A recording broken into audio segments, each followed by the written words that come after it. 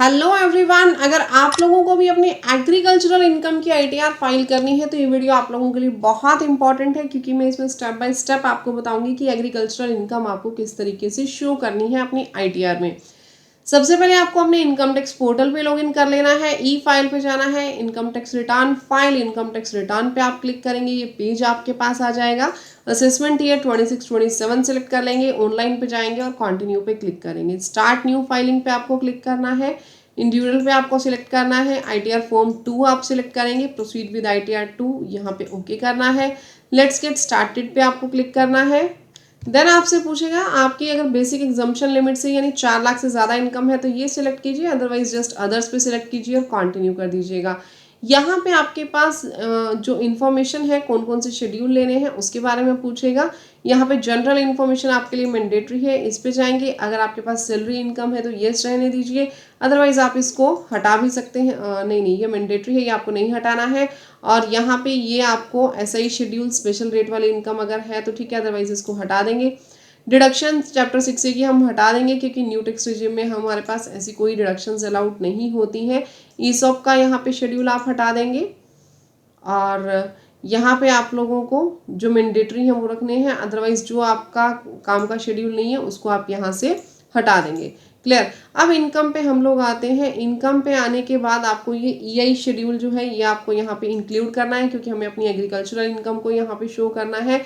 और जो हमारे पास मैंडेटरी हैं वही शेड्यूल्स अब यहाँ पे हैं। 112A की अगर आपकी कोई इनकम है, यानी आपने कोई लॉन्ग टर्म कैपिटल गेन कमाया है सेल ऑफ इक्विटी शेयर्स पे, units of equity oriented fund पे, या फिर बिजनेस ट्रस्ट की यूनिट्स पे, तो आपको ये सिलेक्ट करना है, अदरवाइज आप इसको रहने दीजिएगा। अब ये करके आपने यहाँ पे कंटिन्यू पे क्लिक करना है, स्किप क्वेश्चंस आपने कर देने हैं, ओके पे क्लिक करना है, डन। ये हमारे पास जो शेड्यूल्स थे वो आ गए हैं। अब हमें क्या करना है, सबसे पहले जनरल इन्फॉर्मेशन यहाँ पे एंटर करनी है। यहाँ सबसे पहले आप अपनी पर्सनल इन्फॉर्मेशन को चेक कर लेंगे, कॉन्टेक्ट्स को चेक कर लेंगे। जब आप कॉन्टेक्ट्स को एडिट करेंगे ना तो यहाँ पे सेकेंडरी एड्रेस अब आप लोगों से मांग रहा है। अगर आपका सेकेंडरी एड्रेस प्राइमरी एड्रेस की तरह सेम है तो आपको यहाँ पे यस पे क्लिक करना है, अदरवाइज आपको नो पे क्लिक करके यहाँ पे अगेन अपना एड्रेस देना होगा। ध्यान रखिएगा ये इस बार चेंज है तो आपको हर एक रिटर्न में ये सिलेक्ट जरूर कर लेना है। ये सिलेक्ट यहाँ पे आपको यस पे सिलेक्ट करके और कंफर्म कर देना है। नेक्स्ट हम लोग आ जाएंगे फाइलिंग स्टेटस पे। फाइलिंग स्टेटस पे आने के बाद आपसे पूछेगा कि आप रेजिडेंट हैं या नहीं है, तो यहाँ पे आपको रेजिडेंट करना है और सिलेक्ट कर लेनी है फर्स्ट कंडीशन कि आप लास्ट फाइनेंशियल ईयर में 182 डेज से ज़्यादा इंडिया में रहे थे। यहाँ सिलेक्ट करने के बाद आपसे पूछेगा कि क्या आप कोई एफपीआई हैं, आपको नो कर देना है। और यहाँ पे ऑलमोस्ट के अंदर आपका नो आएगा। ये नो करने के बाद आपको बैंक डिटेल्स पूछेगा, बैंक डिटेल्स आपको ऐड कर देनी है। ध्यान रखिएगा कम से कम एक बैंक अकाउंट देना ज़रूरी है अपनी रिटर्न को फाइल करवाने के लिए, और वो बैंक आपको वैलिडेट करवा लेना है। इसके बाद हम जाएंगे सैलरी इनकम पे। अगर आपकी कोई सैलरी इनकम है तो आप यहाँ दिखाइए, अदरवाइज जस्ट आपको कंफर्म पे क्लिक करना है। हाउस प्रॉपर्टी पे जाइए। हाउस प्रॉपर्टी की अगर इनकम है आपके पास तो आपको यहाँ पे एंटर करनी है। आपको यहाँ पे एड्रेस देना है हाउस प्रॉपर्टी का। ओनर ऑफ हाउस प्रॉपर्टी आपसे पूछेगा कि आप उसके ओनर हैं या कोई और है।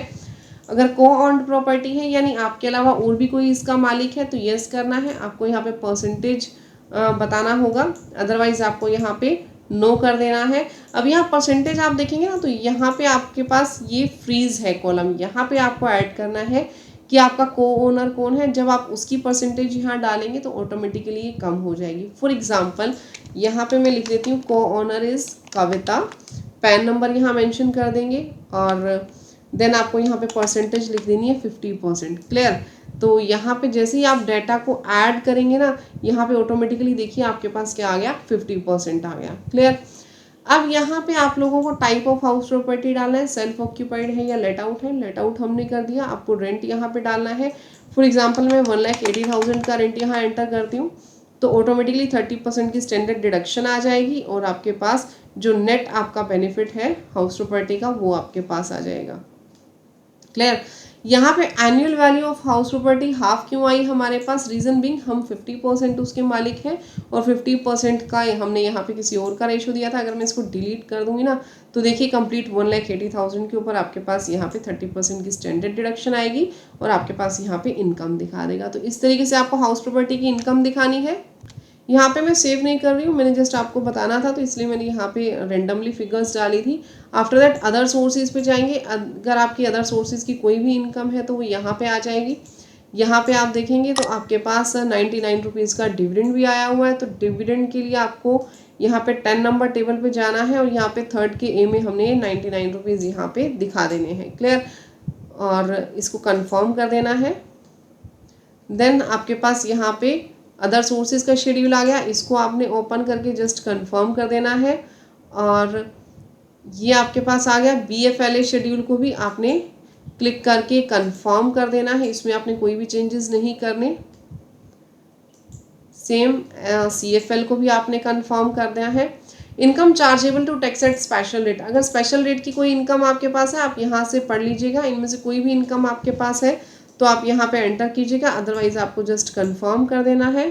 चैप्टर 6A की डिडक्शंस, वैसे तो न्यू टैक्स रिजीम में एज सच कोई डिडक्शंस होती नहीं है, आपको जस्ट कंफर्म कर देना है इसमें।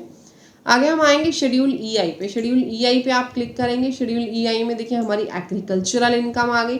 एग्रीकल्चरल इनकम में यहाँ पे आपने ग्रोस एग्रीकल्चरल रिसिप्ट्स डालनी है, यानी जितनी एग्रीकल्चरल रिसिप्ट्स आपको रिसीव हुई हैं। तो आपके पास फॉर एग्जांपल 7 लाख, हमारे क्लाइंट के पास 7,69,000 की एग्रीकल्चरल रिसिप्ट्स हैं, J फॉर्म है। यहाँ पे आपको उसका एक्सपेंडिचर डालना है। अब ऑब्वियसली अगर उसको एग्रीकल्चरल इनकम हुई है तो उसके खर्चे भी हुए होंगे, खर्चे हमने यहाँ पे डाल दिए। इनकम हमारे पास आ गई। अब ये जो इनकम हमारे पास आई है, इस इनकम के अंदर हम जो आपको एग्जाम्प्ट है, ये एग्जाम्प्ट इनकम आपकी काउंट होगी यहाँ पे। अब यहाँ पे आप लोगों को एक इम्पॉर्टेंट बात मैं और बताना चाहती हूँ। हमारे केस में क्लाइंट के जो एक्सपेंडिचर्स थे वो 3,41,000 थे और इनकम इतनी थी। बट यही इनकम अगर ज़्यादा होती, नेट इनकम हमारे पास यहाँ पे देखिए कितनी आ रही है, 4,28,000। बट मैं यहाँ पे एक छोटा सा चेंज कर रही हूँ, यहाँ पे मैं इसको 8 लाख कर देती हूँ। डन। तो यहाँ पे आपके पास एक और ऑप्शन हो जाएगा। यहाँ पे क्या कह रहे हैं कि आपको ब्रेकअप देना है। ब्रेकअप किस चीज़ का देना है? देखिए अगर आपकी जो नेट एग्रीकल्चरल इनकम है वो 5 लाख से ज़्यादा है तो आपको अपनी एग्रीकल्चरल लैंड की डिटेल्स देना भी मैंडेटरी है, यानी आपके पास कितनी लैंड है, कौन से एरिया में है, ये भी डिटेल आपको देनी होगी। आपका जहाँ लैंड है उसका district, pin code, measurement of land यानी कितने एकड़ की आपकी लैंड है, वो जो लैंड है आपकी खुद की है या लीज पे है यहाँ पे। और साथ में आपको ये देना है कि वो रेन फेड है या फिर इरीगेटेड है, यानी सिर्फ बारिश के भरोसे है या फिर इरीगेटेड लैंड है। ये सारी डिटेल्स आपको यहाँ देनी है। देने के बाद आपको ये सेव कर देना है। ये डिटेल्स देना मैंडेटरी है, ध्यान रखिएगा। तो मैंने यहाँ पे जितनी क्लाइंट की इनकम थी वो मैंने यहाँ पे बता दी है। इसके अलावा अगर आपकी कोई एग्जाम्प्ट इनकम है तो वो यहाँ पे आप ऐड कर सकते हैं। जो भी आपकी एग्जाम्प्ट इनकम है वो आप यहाँ पे दिखाइए, कैटेगरी आपको सिलेक्ट करनी है और अमाउंट यहाँ पे लिख देनी है। तो प्रॉपरली आपको तरीके से यहाँ पे डिटेल्स बतानी ज़रूरी है। अगर आप लोग हमारी भी सर्विसेज लेना चाहते हैं ITR फाइलिंग के रिगार्डिंग तो नीचे कॉन्टैक्ट नंबर दिया हुआ है, आप उस पर कॉन्टैक्ट कर सकते हैं। बिल्कुल जेन्युइन रेट्स पे प्रोफेशनल तरीके से आपको हम आपकी ITR फाइल करके देंगे। तो यहाँ पे आपने अपना सारा डिटेल्स ऐड कर दिया, उसके बाद आपको कन्फर्म पे क्लिक कर देना है। देन आपके पास आएगा AMTC शेड्यूल, यहाँ क्लिक करके आपको कंफर्म कर देना है। गाइज ITR वैसे तो हर कोई फाइल कर सकता है, लेकिन प्रोफेशनल तरीके से ITR फाइल करवाना बहुत ज़रूरी है, अदरवाइज डिफेक्टिव का भी नोटिस आ सकता है और बाद में अदर नोटिस भी आपको फेस करने पड़ सकते हैं। तो प्रोफेशनल तरीके से ITR फाइल करवाना बहुत ज़रूरी होता है। नेक्स्ट आप कंप्यूटेशन ऑफ टोटल इनकम पे क्लिक करेंगे। अपनी कंप्लीट इनकम को एक बार आप फिर से चेक कर लीजिएगा और कंफर्म कर देना है आपको। देन आपको टैक्स पेड पे क्लिक करना है। यहाँ पे आपको अपनी सारी डिटेल्स चेक करनी है और कंफर्म कर देना है। इसके बाद आपको computation of tax liability of total income पे जाना है। यहाँ पे रिफंड आ रहा है, किसी भी प्रकार का कोई भी यहाँ पे आप लोगों के पास नहीं आ रहा है, इस तरीके मतलब कोई भी टैक्स नहीं बन रहा है, तो आपको कंफर्म कर देना है। नेक्स्ट आपको यहाँ पे प्रोसीड टू वेरिफिकेशन पे क्लिक करना है। यहाँ क्लिक करके आपको प्लेस डालना है, प्रोसीड टू वैलिडेशन पे जाना है। आपकी ITR वैलिडेट हो चुकी है, अब आपको प्रीव्यू करना है। प्रीव्यू करने के बाद अगेन आप जाएंगे प्रोसीड टू वैलिडेशन पे। यहाँ पे भी आपकी ITR वेरीफाई हो चुकी है, प्रोसीड टू वेरिफिकेशन पे जाएंगे और आधार OTP से आप अपनी ITR को वेरीफाई कर सकते हैं।